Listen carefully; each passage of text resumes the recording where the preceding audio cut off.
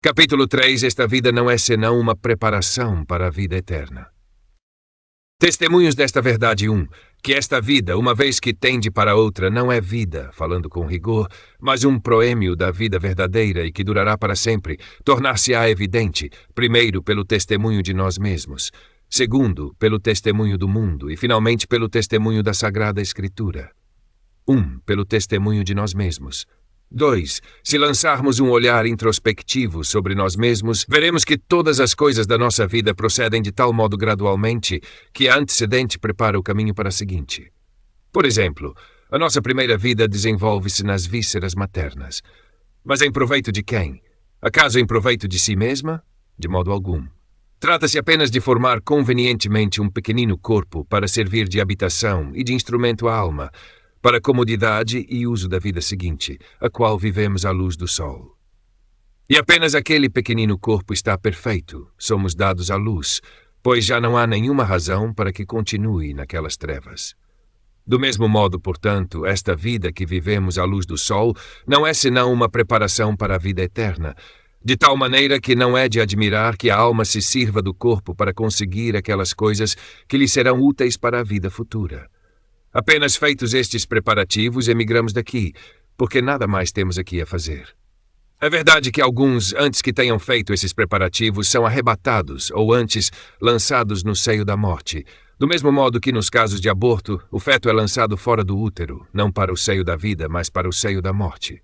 Em ambos os casos, porém, isso acontece, é certo que com a permissão de Deus, mas contudo, por culpa dos homens. 2. O mundo visível foi criado somente para servir de sementeira, de alimentador e de escola aos homens. 3. Também o mundo visível, de qualquer parte que se olhe, atesta que não foi criado para outro fim, senão para servir para a multiplicação, para a alimentação e para a educação do gênero humano. Com efeito, uma vez que a Deus não aprouve criar os homens todos juntos, no mesmo momento como fez com os anjos, mas produziu apenas um macho e uma fêmea, dando-lhes a fim de que, por via de geração, se multiplicassem as forças necessárias e a sua bênção, foi preciso conceder um espaço de tempo necessário para esta sucessiva multiplicação, pelo que foram concedidos alguns milhares de anos.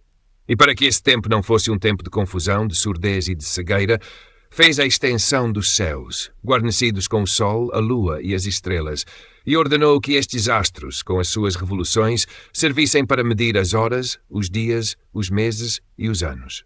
A seguir, uma vez que o homem seria uma criatura corpórea, com necessidade de um lugar para habitar, de um espaço para respirar e para se mover, de alimento para crescer e de vestidos para se adornar, fez, na parte mais baixa do mundo, um pavimento sólido, a terra, e circundou-a de ar e banhou-a com as águas, e ordenou-lhe que produzisse plantas e animais multiformes, não apenas para satisfazer as necessidades do homem, mas também para seu deleite.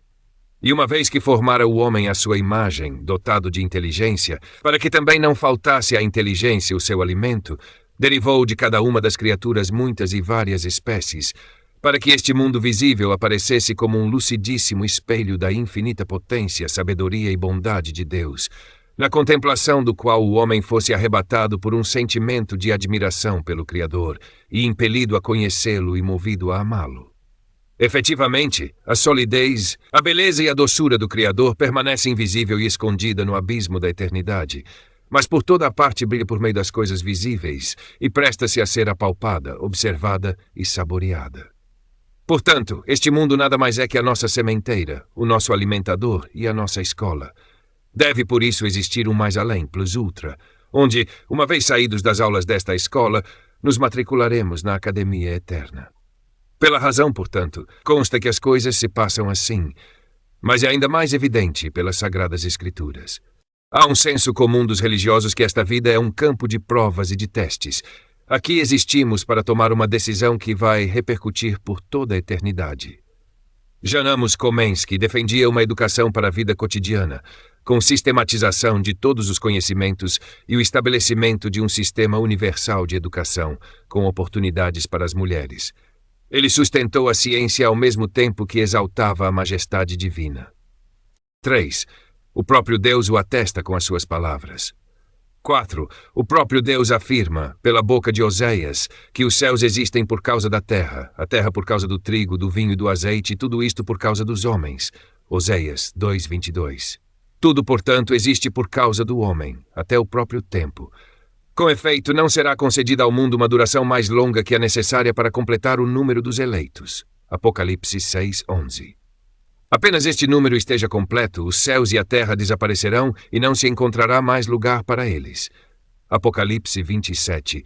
Pois surgirá um novo céu e uma nova terra a justiça.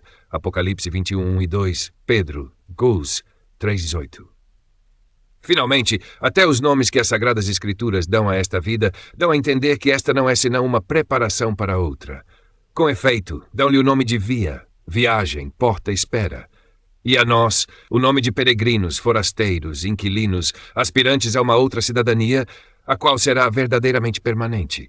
Gênesis 47:9, Salmo 29:13, Job 7:12, Lucas 12:6. A experiência. 5.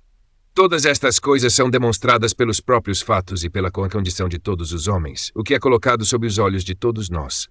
Com efeito, quem de todos os que nasceram, depois que apareceu no mundo, não desapareceu de novo? Precisamente porque somos destinados à eternidade. Porque, portanto, pertencemos à eternidade, é necessário que esta vida seja apenas uma passagem.